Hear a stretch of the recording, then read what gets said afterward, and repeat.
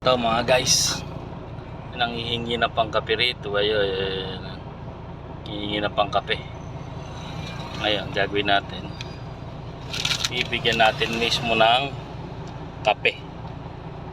Nice kape, creamy white. Baka naman.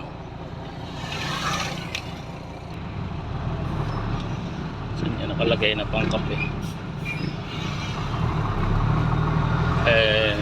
Naka-placards. Pare, abot ni kape oh. Pati pare Andy kape. Ayun, naka-placards oh. Pang kape lang daw oh. Woo! Umuwi siya. Ayun oh. Inabot na yung pang kape yun oh. Tuwa si Brad oh. Ngayon, di na siya bibili ng kape. Ibinili na namin. Gilas talaga din. Pare! Pare, ano sabi? Thank you raw, ayun.